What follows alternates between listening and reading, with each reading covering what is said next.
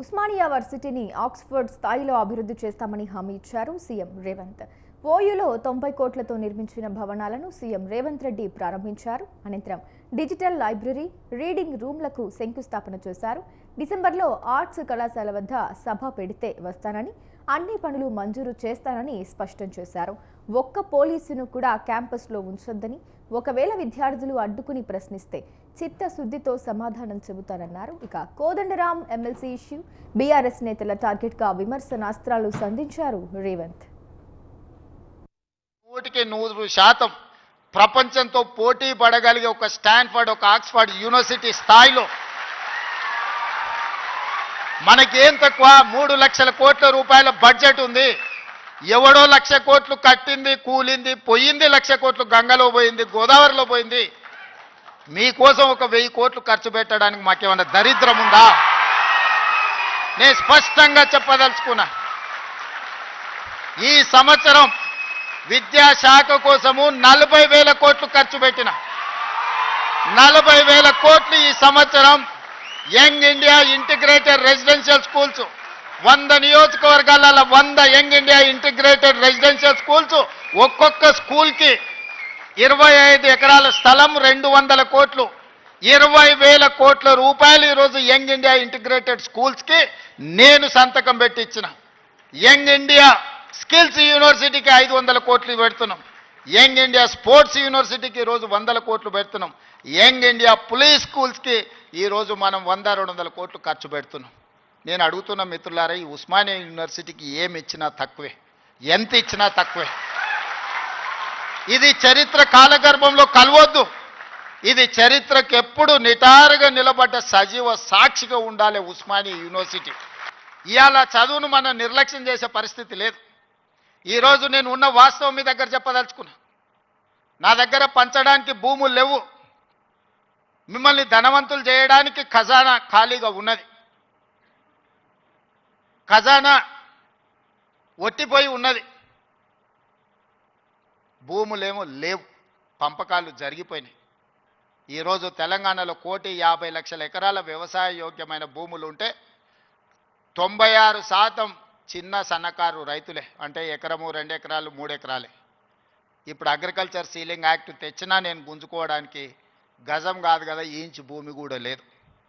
అందుకే మా దళితులకు, మా గిరిజనులకు, మా బలైన వర్గాలకు, మా మైనారిటీ సోదరులకు, మా తమ్ముళ్ళకు, మా చెల్లెళ్ళకు నా సూచన ఒక్కటే: మీరు ధనవంతులు కావాలి, మీరు గొప్ప వ్యక్తులు కావాలి అని అంటే రాష్ట్ర ప్రభుత్వం పంచడానికి భూములు లేవు, నింపడానికి ఖజానా లేదు.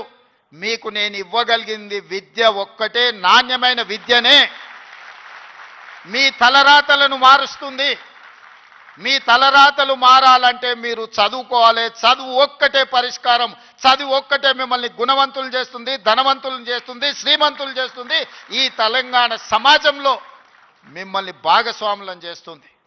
చదువుకునే వయసులో మీరు ఇతర వ్యాపకాలకు లోనైతే జీవితాంతం బాధతోని కుళ్ళి కృషించి చావాల్సిన పరిస్థితి వస్తుంది. ఏమైనా అంచనా వేసుకోండి, ఏమేం కావాలనో నాకు చెప్పండి. మళ్ళీ నేను వస్తా. ఠాగూర్ ఆడిటోరియం కాదు, ఠాగూర్ ఆడిటోరియం కాదు. మా వీసీ గారికి, మా పోలీస్ సిబ్బందికి చెప్తున్నా, ఆ ఎల్ల నేను వచ్చిన రోజు క్యాంపస్ లోపల ఒక్క పోలీసు కూడా పెట్టకండి. ఏ విద్యార్థులు ఏ నిరసన అయినా తెలపనియండి. నిరసన తెలిపే స్వేచ్ఛ కూడా వాళ్ళకి ఇద్దాం. ఆర్ట్స్ కాలేజ్ ముందు మీటింగ్ పెడతా, మీకు కావలసిన 100 కోట్ల నిధులు ఇస్తా. మళ్ళీ మీటింగ్ ఆర్ట్స్ కాలేజ్ దగ్గరనే, అక్కడ ఇక్కడ కాదు. ఆర్ట్స్ కాలేజ్కి వచ్చిన రోజు డీజీపీ గారికి, సిటీ కమిషనర్ గారికి నేను ఆదేశాలు ఇస్తున్నా, ఒక్క పోలీస్ కూడా క్యాంపస్ లోపల ఉండొద్దు. నేను వస్తా. ఎవరు వీళ్ళు? మా తమ్ముళ్ళు, మా చెల్లెళ్ళు తండాలలో, గూడాలలో, మారుమూల పల్లెల్లో పేదరికం రుచి చూసి అభివృద్ధి జరగాలి. డాక్టర్లు, లాయర్లు, ఇంజనీర్లు కావాలి. ఇవాళ ప్రొఫెసర్ కోదండరాం గారిని ఎమ్మెల్సీగా చేసినాం. ఎందుకు? మీ సమస్యలు విని చట్టసభలలో ప్రస్తావిస్తాడని. కుట్ర చేసి సుప్రీంకోర్టుకి వెళ్ళి కొట్టేపించారు. నేను మళ్ళీ చెప్తున్నా, సార్ 15 రోజులు మళ్ళీ ఎమ్మెల్సీకి పంపుతాం. ఎవడడ్డం వస్తాడో చూద్దాం. ఎందుకంటే ప్రజాస్వామికంగా ప్రజల సమస్యల్ని ప్రస్తావించే వాళ్ళు చట్టసభలో ఉండాలనేది నా ఆలోచన. అలాంటి వాళ్ళను పంపించినప్పుడు వాళ్ళకు కూడా పదవి ఉండొద్దని సుప్రీంకోర్టు వరకు పోయి కోట్ల రూపాయలు పెట్టి పెద్ద పెద్ద న్యాయవాదులను తీసుకొచ్చి ప్రొఫెసర్ కోదండరామ్ సార్ని ఎమ్మెల్సీగా తొలగించారు. ఏం పైశాచిక ఆనందం ఇది, ఏం శునకానందం? సార్ ఒక్కడు ప్రొఫెసర్గా ఉంటే తప్ప, ప్రొఫెసర్ గారు ఎమ్మెల్సీగా ఉంటే తప్ప? మీ ఇంటిల్లి పాది మంత్రులు ఉండొచ్చు, ముఖ్యమంత్రులు ఉండొచ్చు, ఎమ్మెల్సీలు ఉండొచ్చు, ఎంపీలు ఉండొచ్చు, అన్నీ మీ కుటుంబం ఉండొచ్చు, కానీ పొలిటికల్ చేసి చైర్పర్సన్గా పనిచేసిన కోదండరామ్ గారు ఒక ఎమ్మెల్సీ ఉంటే మీ దుఃఖమేందని అడుగుతున్నా. నా మీద తీటు ఉందంటే నేను అర్థం చేసుకుంటా. ఆ సార్ ఏందే పాపం, ఇంటి తలుపులు వలగొట్టినా ఏమనలే సారు, నేనైతే చెంపలు వలగొడుతుంటే. ఆయనను కూడా ఉండొద్దు ఎమ్మెల్సీ కానీ అంటే ఎట్లాంటి ఆలోచనలతో ఉన్నారో ఒకసారి ఆలోచన చేయండి. సెంట్రల్ యూనివర్సిటీ దగ్గర ఏనుగులు సింహాలు ఉన్నాయి, వాటిని మేము చంపుతున్నామని పెట్టారు. తెలంగాణలో ఏనుగులు అనేటివే లేవయా, సింహాలు అనేటివే లేవు. మానవ రూపంలో ఉన్న మృగాలు ఉన్నాయి, అవి ఫామ్ హౌస్లలో ఉన్నాయి. వాటిని నిర్బంధించడానికి వలలేయండి, మదర్ ట్రైన్లను బంధించడానికి గోతులు దవ్వండి. లేని ఏనుగులను, లేని సింహాలను సెంట్రల్ యూనివర్సిటీలో ఉన్నాయి, వాటిని నేను చంపేస్తున్నా అని చెప్పి సోషల్ మీడియాలో ఆర్టిఫిషియల్ ఇంటెలిజెన్స్ను ఉపయోగించి అతి తెలివితేటలన్నీ ప్రదర్శించి అడ్డుకున్నారు. ఎంతకాలం అడ్డుకుంటారు? ఏది ఇష్టం లేదు వాళ్ళకు. ఏదన్నా మనం వచ్చినాక చేస్తా అన్నది ఏదన్నా ఇది మంచిగా ఉంది, ఇది బాగుంది అన్నారా? తెలంగాణ యువత సమస్యల మీద పోరాటం చేసే చైతన్య పరులుగా ఉన్నారు. కానీ ఈనాడు ముఖ్యమంత్రిగా నాకు అందుతున్న సమాచారం, తెలంగాణ ప్రాంతంలో జరుగుతున్న పరిణామాలు మానసిక వేదనకు గురి చేసే పరిస్థితి ఉన్నది. ఈరోజు పట్టణ ప్రాంతాలలో లేకపోతే యూనివర్సిటీలలో కాదు, చిన్న చిన్న కాలేజీల్లో, జూనియర్ కాలేజ్, డిగ్రీ కాలేజీల్లో కూడా విద్యార్థులు గంజాయి సేవించే పరిస్థితి వచ్చింది. ఇది తెలంగాణ సమాజాన్ని నిర్వీర్యం చేసే ప్రమాదం పొంచి ఉన్నది. ఇవాళ గంజాయి, డ్రగ్స్ తెలంగాణ సమాజాన్ని, యువతను పట్టి పీడిస్తున్నాయి. ఇవాళ సిద్ధాంతపరమైన పోరాటాలు లేకపోతే సామాజిక చైతన్యానికి సంబంధించిన ఉద్యమాలు లేకపోవడం వల్ల ఈ రోజు వ్యసనాల వైపు బానిసలు అవుతున్నారు. ఇది మనందరం, ఇక్కడున్న మేధావులందరూ ఆలోచన చేయాలి, చర్చ చేయాలి. సీఎం రేవంత్ ఓయూ పర్యటన కేంద్రంగా డైలాగ్ వార్ కొనసాగుతోంది. ముఖ్యమంత్రి ఓయూ పర్యటన దృష్ట్యా విద్యార్థులను అరెస్టు చేయడం అప్రజాస్వామికమని మాజీ మంత్రి హరీష్ రావు విమర్శించారు. అరెస్టు చేసిన విద్యార్థులను వెంటనే విడుదల చేయాలని డిమాండ్ చేశారు.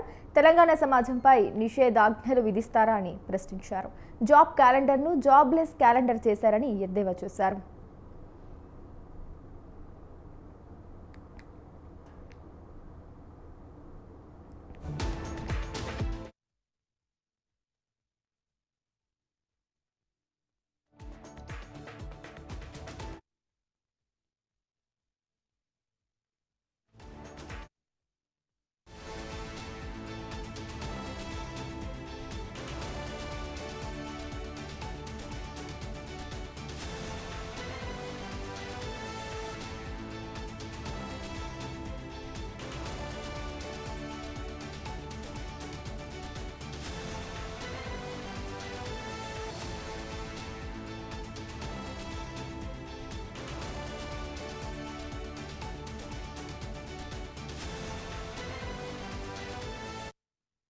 రేవంత్ రెడ్డి కథ ఎట్లున్నదంటే, ఏమన్నా అడిగితే పైసలు లేవు అంటాడు. పైసలు లేవా? ఎందుకు లేవు పైసలు? కమిషన్లు వచ్చే దగ్గర మాత్రం పైసలు ఉన్నాయి. మీకు ఐడియా కోసం చెప్తున్నా, HMWS Hyderabad metro water works అని ఉంటుంది. దానికి మల్లన్న సాగర్, కాళేశ్వరం ప్రాజెక్టులోని మల్లన్న సాగర్ నుంచి హైదరాబాద్కు నీళ్లు తెచ్చి మూసీని ఉద్ధరిస్తా, ఆ గోదావరి నీళ్లను కాళేశ్వరం ప్రాజెక్టు ద్వారా కట్టిన మల్లన్న సాగర్లో ఉన్న గోదావరి నీళ్ళని తెచ్చి మూసి మోరిలో పోస్తా, నీళ్లు శుద్ధమైతే అంటుండు. దానికి ఎంత ఖర్చు పెడుతుండు? 6,000 కోట్లు. మూసి నీళ్లను, మురికి నీళ్ళలో మంచినీళ్ళు పోసినందుకు 6,000 కోట్లు ఖర్చు పెడతా అంటుండు. దానికి మాత్రం పైసలు ఉన్నాయి, ఎందుకంటే ఆడ కమిషన్లు వస్తాయి. అదే HMWSలో STPలు 4,000 కోట్ల రూపాయలతో STPలు పెట్టుండు. కమిషన్లు, కాంట్రాక్టులు కనుక దానికి పైసలు ఉన్నాయి. HMDAలో 10,000 కోట్లతో టెండర్లు పిలిచినాడు. GHMCలో 6,000 కోట్లతో టెండర్లు పిలిచాడు. ఇరిగేషన్ శాఖలో 10,000 కోట్ల రూపాయలతో టెండర్ పిలిచాడు. ఫ్యూచర్ సిటీలో 6 లైన్ల రహదారి, ఆడ ఇల్లే లేదు, ఈయన భూములు ఉన్నాయి అంతే. ఆడ ఇల్లు లేదు, ఊరు లేదు. రేవంత్ రెడ్డి చుట్టాలే, వాళ్ళ బామ్మర్దులే, ఆయన భూములు ఉంటే ఆ భూముల కాడికి 6,000 కోట్ల రూపాయలు ఖర్చు పెట్టి 6 లైన్ రోడ్ వేస్తుండు. దానికి మాత్రం ఇవాళ ఉస్మానియా యూనివర్సిటీకి పోయిండు. ఈయన ఉస్మానియా యూనివర్సిటీకి పోతే పరిస్థితి ఏంటంటే 3 రోజుల నుంచి పోరాటాలను అరెస్ట్ చేశారు. రేవంత్ రెడ్డి వస్తాడని 3 రోజుల నుంచి ఉస్మానియా యూనివర్సిటీలో పిల్లలందరినీ అరెస్ట్ చేసి పోలీస్ స్టేషన్లో పెడతా ఉన్నారు. మొత్తం ఇనుప కంచెలు పెట్టిండ్రు, గజంకొక్క పోలీసుని పెట్టిండ్రు. ఇక దానికి ఈయన పోతాడట. నీ గొప్పతనం ఏంది నాయన? గజంకో పోలీసుని పెట్టి, ఇనుప కంచెలు పెట్టి, పిల్లల్ని అరెస్ట్ చేసి నువ్వేదో యూనివర్సిటీకి పోయి ఉద్ధరిస్తా అని మాట్లాడుతున్నావు. అది కూడా దేనికోసం పోతున్నావు?